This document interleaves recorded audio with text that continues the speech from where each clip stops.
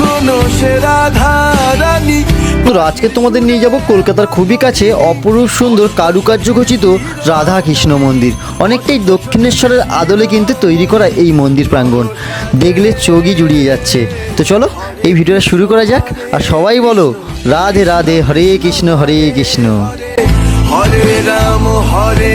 Hello বন্ধুরা, কেমন আছো তোমরা সবাই? আশা করি সবাই ভালো আছো এবং সুস্থ আছো। আরও একটা নতুন ভিডিও তোমাদের সবাইকে জানাই স্বাগত। এখন রয়েছি শিয়ালদা স্টেশনে। আজকে আমার গন্তব্যস্থল কলকাতার খুবই কাছে অবস্থিত অতি জাগ্রত এক রাধাকৃষ্ণ মন্দির। আজকের ভিডিওর মাধ্যমে তোমাদেরকে এই মন্দিরের আধ্যাত্মিক পরিবেশ তুলে ধরার চেষ্টা করবো। এই মন্দিরে তোমরা কীভাবে যেতে পারবে। যদি বলি গঠনশৈলীর কথা, এই মন্দিরের গঠনশৈলী কিন্তু অনেকটাই দক্ষিণেশ্বর আদলে কিন্তু তৈরি করা। তো কীভাবে তোমরা পুজো দিতে পারবে, কখন বা ভোগ প্রসাদ দেওয়া হয়, মন্দির খোলা বা বন্ধের টাইমিং কী থাকছে, এটিকে তথ্য নিয়ে শেয়ার করবো আজকের ভিডিওতে। এখন রয়েছি শিয়ালদা স্টেশনের বাইরে, ভেতরে যাবো, আমাদের ট্রেন ধরতে হবে। কোন ট্রেন ধরে আমরা যাচ্ছি মন্দির পর্যন্ত স্টেপ বাই স্টেপ সব কিছুই দেখাতে থাকবো। তো ভিডিওটা স্কিপ না করে দেখতে থাকো। আশা করি তোমাদের সব ইনফরমেশন কিন্তু এই ভিডিও থেকে তোমরা পেয়ে যাবে।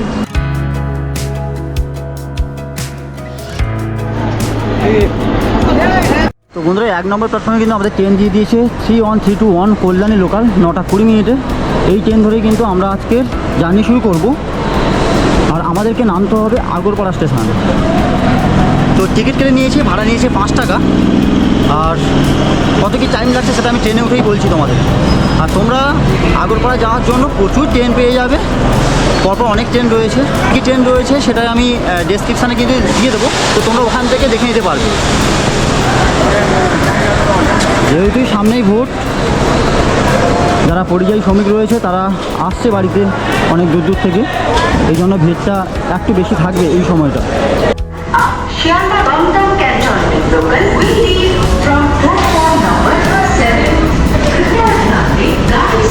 তো বন্ধুরা, একদম রাইট টাইমে কিন্তু আমাদের ট্রেন ছেড়ে দিয়েছে। শিয়ালদা থেকে আগরপাড়ার দূরত্ব 14 কিলোমিটার, মাঝখানে পড়বে 3টে স্টেশন, সময় লাগবে 20 মিনিট মতো। তো চলো স্টেপ বাই স্টেপ সব কিছুই দেখাবো, ভিডিওর সঙ্গে থাকো, আশা করি তোমাদের বেশ ভালো লাগবে।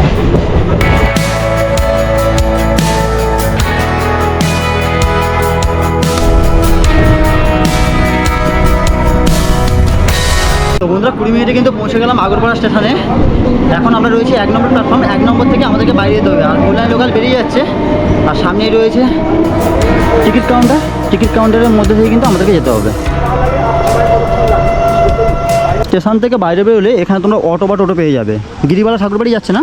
কত ভাড়া এখান থেকে? 14 টাকা। কতক্ষণ সময় লাগবে? 10 মিনিট। 10 মিনিট মতো। তো এখান থেকে ভাড়া নিচ্ছে 14 টাকা, আর সময় লাগবে 10 মিনিট। চলো টোটোতে উঠি, একদম মন্দিরের সামনে কিন্তু আমরা নেমে যেতে পারবো।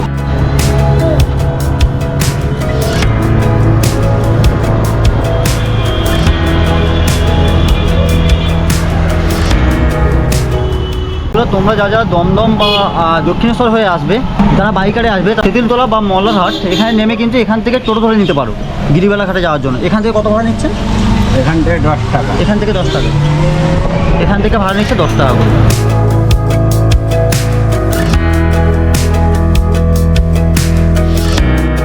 তো বন্ধুরা, আগরপাড়া স্টেশনে 1 নম্বর প্ল্যাটফর্ম থেকে আমরা নেমে পড়েছি। নেমে আর এই যে মোড়টা দেখতে পাচ্ছ, এটা হলো সাহেব কুঠি। আর এই কর্নারে কিন্তু আমাদেরকে নামিয়েছে। অটো বা টোটো তোমরা যাতে আসো না কেন, তোমাদের কিন্তু এখানেই নামাবে। এখান থেকে পায়ে হেঁটে একটুখানি গেলেই সামনেই রয়েছে গিরিবালা ঠাকুরবাড়ি বা গিরিবালা মন্দির। দেখতে পাচ্ছ গাছগাছালি দিয়ে ভরা। আগরপাড়ার মধ্যে প্রচুর ঐতিহ্য মন্দির রয়েছে। এখানে দেখতে পাচ্ছ, এখানে রয়েছে বজরাঙ্গলী মন্দির। পাশ দিয়ে আমাদেরকে যেতে হবে, দর্শন করাই তোমাদের। জয় শ্রীরাম। সামনে একটা থান রয়েছে, কালী ঠাকুরের থান। গিরিবালা ঠাকুরবাড়ি মন্দিরটা এদিকেই তো। আচ্ছা, একটু এগিয়ে যেতে হবে আমাদেরকে। এরকম পুরনো পুরনো মন্দিরে আসলে একটা আলাদা রকম লাগে। মানে কি বলবো, মানে কি বলতো, আমরা তো অনেক দূরে দূরে মন্দিরে যাই, কিন্তু বাড়ির কাছেও যে এত সুন্দর সুন্দর মন্দির থাকে সেগুলো অনেকের কাছে কিন্তু বেশ অজানা। তো আমরা সকালবেলা ফোন করে নিয়েছিলাম এখানে ভোগ প্রসাদের জন্য। তোমরা কিভাবে বুক করবে, কোন টাইমে আসবে, সেটা তোমাদেরকে জানিয়ে দেবো। তো চলো যাওয়া যাক। আর একটু হাঁটতে হবে আমাদেরকে। বন্ধুরা, সাহেব কুটির থেকে আমরা ওয়াকিং ডিস্টেন্সে চলে এসেছি গিরিবালা দেবীর মন্দিরের ঠিক সামনে। আর মন্দিরের ভেতরে তো প্রবেশ করবো, তাছাড়া ঢুকলেই তোমরা জানাতে দেখতে পাবে একটা ভগ্নাবশেষ অবস্থায় বেশ বড় একটা রাজবাড়ির একটা অংশ পড়ে রয়েছে। কথিত আছে গিরিবালা দেবী আগে নাকি এখানেই থাকতেন। তাছাড়া এর পাশেই দেখতে পাচ্ছ একটা বেশ বড় সংলগ্ন মাঠ রয়েছে, যেখানে তোমরা 2 চাকা 4 চাকা নিয়ে আসলে এখানে তোমরা পার্কিং করাতে পারবে ফ্রি অফ কস্টে, কোনো পয়সা ছাড়াই তোমরা এখানে পার্কিং করাতে পারবে। তাছাড়া মাঠ ছাড়াও রাস্তার সাইডে চাইলেও তোমরা কিন্তু পার্কিং করাতে পারো। আর এই হলো মেন এন্ট্রান্স। তো চলো ভেতরে যাওয়া যাক। এই হলো মন্দিরের মেন এন্ট্রান্স। লেখা রয়েছে গিরিবালা দাসীর শ্রী শ্রী রাধা গোবিন্দ কুঞ্জ 1300-800 বঙ্গাব্দে। বেরোনো বা ঢোকার পরে দয়া করিয়া ছোটো গেটটি বন্ধ করুন। প্রথমে গেটটা আমি খুলে নিলাম, এবার গেটটা বন্ধ করে দেবো। ঢুকলেই দেখতে পাচ্ছ এরকম দালান রয়েছে, সামনেই রয়েছে নাট মন্দির, অপরূপ সুন্দর। ঢুকলে প্রথমে তোমাদের চোখে পড়বে খুব সুন্দর নকশা করা নাট মন্দির, দেখতে পাচ্ছ কত সুন্দর ডিজাইন করা। আর এখানে আলপনা দেওয়া রয়েছে। চলো নাট মন্দিরের ভেতর থেকে প্রথমে আমরা মন্দিরে যাই। কত সুন্দর লাগছে নাট মন্দির। নাট মন্দিরটা যদি আমাদেরকে দেখাই, দেখতে পাচ্ছ উপরে কিন্তু ফ্যান লাগানো রয়েছে, এখানে ঝাড়বাতিও দেওয়া রয়েছে, কত সুন্দর ডিজাইন করা। উপরে টিয়া পাখি বসে আছে, দেখো কি সুন্দর লাগছে, নিস্তব্ধ নীরব। আমার তো মনের মধ্যে একটা আলাদা শান্তি আসছে। নাট মন্দিরের সামনেই রয়েছে যেহেতু মেন মন্দির, আর এখানেই রয়েছে ঘন্টা। তোমরা আসলে অবশ্যই ঘন্টাটা বাজিয়ে দিবে। নাট মন্দিরের ঠিক সামনেই রয়েছে 2 সাইডে 2টো স্ট্যাচু, এক পাশে গৌর সুন্দর, এক পাশে নিতাই সুন্দর। অপরূপ সুন্দর 2টি মূর্তি রয়েছে। তার ঠিক পাশেই যদি লক্ষ্য করি, এখানে রয়েছে তুলসী মঞ্চ। আর তুলসী তলায় প্রণাম করে এবার যাব মেন মন্দিরের ভেতরে। মূল মন্দিরের ভেতরে কিন্তু ঠাকুরমশাই এখন পুজো দিচ্ছেন। তো চলুন ভগবানের দর্শন করা যাক। অপরূপ সুন্দর লাগছে। সামনেই দেখতে পাচ্ছ বেদির উপর রয়েছে রাধাকৃষ্ণের যুগল মূর্তি, কত সুন্দরভাবে সাজানো হয়েছে। মন্দিরের চারিপাশে ঘোরার জন্য খুব সুন্দর বেদি করা রয়েছে, দেখতে পাচ্ছ। তোমরা চারিদিকে কিন্তু প্রদক্ষিণ করতে পারবে। কত সুন্দর নকশা করে ডিজাইন করা মন্দিরের চারিপাশে, দেখতে পাচ্ছ। চলো একবার তোমাদেরকে আমার ভিডিওর মাধ্যমে তোমাদেরকে পুরোটা ঘুরিয়ে ঘুরিয়ে দেখাই, যাতে তোমরা বাড়িতে বসেও তোমরা এটা বুঝতে পারো যে তোমরা নিজেরাও আমার সঙ্গে ঘুরছো। বেশ সুন্দর লাগছে। হরে কৃষ্ণ হরে কৃষ্ণ হরে কৃষ্ণ।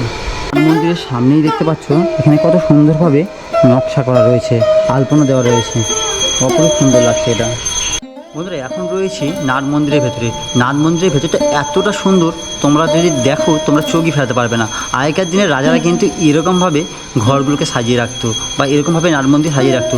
সেই রকম আমলে যেরকমভাবে ছিল সেই একই রকমভাবেই কিন্তু এখানে সেইভাবে রক্ষণাবেক্ষণভাবে কিন্তু রাখা হয়েছে। আর এই যে দেখতে পাচ্ছ নাট মন্দিরের ভেতরে রয়েছে প্রচুর খিলান বিশিষ্ট এই নাট মন্দির, চারিদিকে প্রচুর খিলান রয়েছে। তাছাড়া 20 বর্গার ছাদ রয়েছে এখানে। এখানে দেখতে পাচ্ছ বিভিন্ন রকমের ছোট বড় ঝাড়বাতি রয়েছে, ফ্যান লাগানো রয়েছে, একদম নিস্তব্ধ নীরবে। এই দেখতে পাচ্ছ পাখিরা বসে রয়েছে, কত সুন্দর লাগছে। অনেকেই জানি রানী রাসমণির পরিবারের সদস্যরা অনেক বিখ্যাত মন্দিরের সঙ্গে যুক্ত রয়েছে। রানী রাসমণির কনিষ্ঠ কন্যা অন্নপূর্ণা মন্দির তৈরি করেছিলেন। তাছাড়া রানী রাসমণি নিজেই তৈরি করেছিলেন দক্ষিণেশ্বরের মা ভবতারিণী মন্দির। এটা কিন্তু সবারই জানা। এখন আমি যে মন্দিরে দাঁড়িয়ে রয়েছি, এই মন্দিরটি নির্মাণ করেছিলেন রানী রাসমণির জ্যেষ্ঠ কন্যা পদ্মাবতীর পুত্র গোপালচন্দ্র দাসের বিধবা স্ত্রী গিরিবালা দেবী। এই মন্দিরটা কিন্তু তৈরি করেছিলেন। এখনও সেই একই রকমভাবে কিন্তু রক্ষণাবেক্ষণভাবে কিন্তু রাখা রয়েছে এত সুন্দরভাবে। অপরূপ সুন্দর লাগছে এই মন্দির প্রাঙ্গণ। রানী গিরিবালা দেবীর আমলে এই যে কক্ষগুলো দেখতে পাচ্ছ, এগুলো কিন্তু সবই খোলা থাকতো, সবগুলোই কিন্তু কাজকর্ম চলতো। এখন এখানে রক্ষণাবেক্ষণ হবে, এগুলো সব কিছু বন্ধ করে রাখা হয়েছে। মন্দিরের পাশে 6টা শিবলিঙ্গ রয়েছে বা শিব মন্দির রয়েছে। চলো এক করে তোমাদেরকে দর্শন করাই।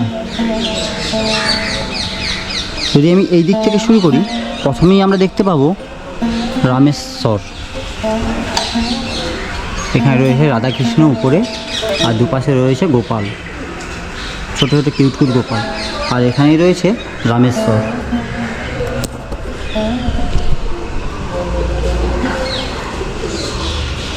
মন্দির। চলো পরের মন্দিরটা একবার তোমাদেরকে দর্শন করাই। তারপরেই রয়েছে রাজেশ্বর। প্রথমে রয়েছে রামেশ্বর, তারপরে রয়েছে রাজেশ্বর।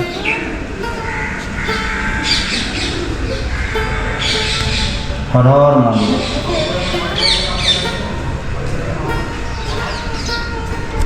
তার ঠিক পাশেই রয়েছে গোপেশ্বর।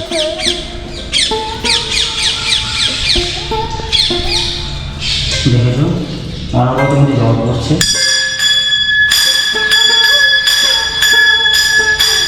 হর হর মহাদেব, হর হর মহাদেব। সবার ভালো হোক।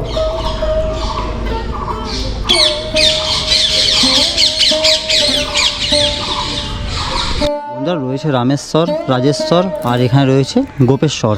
আর এখানেই রয়েছে আরও একটা গেট, যেখান থেকে গঙ্গার ঘাটে যাওয়া যায়। কত সুন্দর লাগছে দেখো গেটটা। গঙ্গার দিকে মুখ করেই কিন্তু গেটটা রয়েছে। তাছাড়া এখানেও কিন্তু পরপর আরও 3টে মন্দির রয়েছে। চলো তোমাদেরকে এক এক করে দেখাই।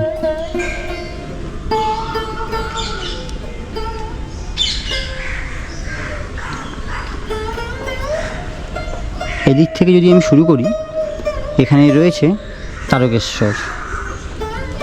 এখানে রয়েছে বাবা তারকেশ্বর। জয় বাবা তারকেশ্বর, জয়।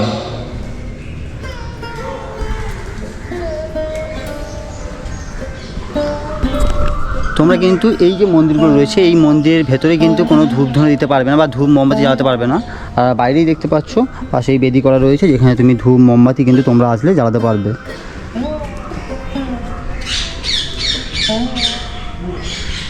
তার ঠিক পাশেই রয়েছে ভুবনেশ্বর।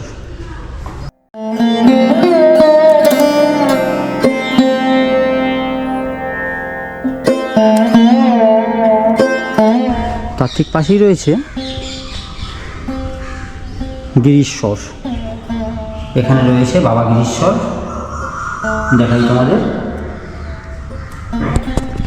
সবাই মিলে বলো একবার হর হর মহাদেব। তাছাড়া মন্দিরের বাইরে কিন্তু দেখতে পাচ্ছ এরকম জায়গা করা রয়েছে, যেখানে তোমরা ধূপ মোমবাতি জ্বালাতে পারবে। তাছাড়া মন্দির প্রাঙ্গণের ভেতরে প্রচুর ফল ফুলের গাছ রয়েছে। দেখতে পাচ্ছ এখানে বড় বড় বাতাবি গাছ, এখানে আম গাছ রয়েছে। এই যে পাখির যে কলরব এগুলো শুনতে পাচ্ছি, এগুলো আরও বেশ ভালো লাগছে। এখানে রয়েছে আকন্দ ফুলের গাছ। যেহেতু মহাদেবের মন্দির রয়েছে, এখানে আকন্দ ফুলের গাছ রয়েছে, ফুল ফুটে আছে। কত সুন্দর লাগছে দেখতে। এই শিব মন্দিরগুলোর ঠিক পেছন দিয়েও কিন্তু তোমরা ঘুরে দেখতে পারো। কত সুন্দর লাগছে। উপর দিকে যদি দেখাই, কৃষ্ণচূড়া ফুলের গাছ, টিয়া পাখি বসে আছে, অপরূপ সুন্দর লাগছে। টিয়া পাখির যে ডাক শুনতে পাচ্ছি সত্যি। তাছাড়া এখানেই রয়েছে গঙ্গার ঘাট। এবার তোমাদের বলি এই মন্দির খোলা বা বন্ধের নিয়ম কি রয়েছে। এই মন্দির খোলা হয় সকাল 6টায়, বন্ধ হয় 1টার সময়, আবার বিকেল 4টের সময় খোলা হয়, আবার বন্ধ হয় রাত 8টার সময়। তোমরা চাইলে এর মধ্যে এসেও মন্দির প্রাঙ্গণ থেকে ঘুরে যেতে পারো। তাছাড়া তোমরা যদি চাও এখানকার সেই সুন্দর ভোগ প্রসাদ গ্রহণ করবে, তার জন্য কি নিয়ম রয়েছে সেটা তোমাদেরকে জানিয়ে দেবো। প্রতিটা মন্দির প্রাঙ্গণে গেলে আমরা যারা আগত ভক্তরা আসে, অনেকে ওয়াশরুম খোঁজে, তো এখানেও কিন্তু বাথরুম রয়েছে। মন্দিরের নাট মন্দিরের মেন এন্ট্রান্সের ঠিক বামাতেই রয়েছে বাথরুম। তোমরা চাইলে এটা কিন্তু ইউজ করতে পারো। বেলা 12টার সময় মন্দিরের ভোগ আরতি হলো। ভোগ আরতি হওয়ার পরে যে ভক্তরা এসছে তাদের সবাইকে ভোগ বিতরণ করা হবে। যে ভোগ প্রসাদ ভগবানকে দেওয়া হয়েছে, সেই ভোগ প্রসাদ আগত ভক্তদেরকেও ওই প্রসাদের সঙ্গে মিশিয়ে দেওয়া হবে, যাতে আগত যে ভক্তরা আসবে তারাও সেই ভোগ প্রসাদ গ্রহণ করতে পারে। আগত যে ভক্তরা আছে সবাই চলে এসেছে প্রসাদ গ্রহণ করার জন্য। আর দেখতে পাচ্ছ অন্ন দেওয়া হয়েছে, জল দেওয়া হয়েছে।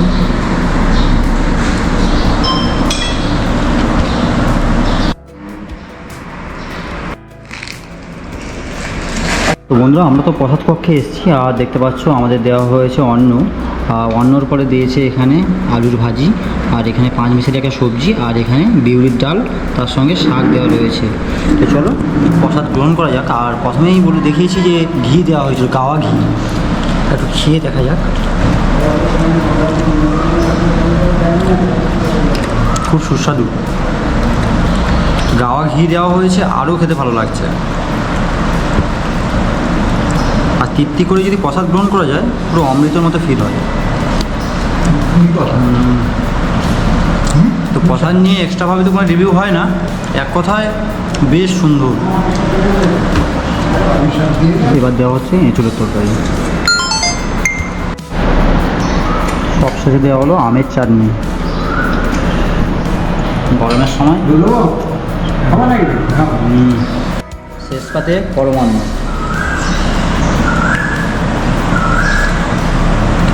পুরো অমৃতের মতো লাগছে, খুব সুস্বাদু।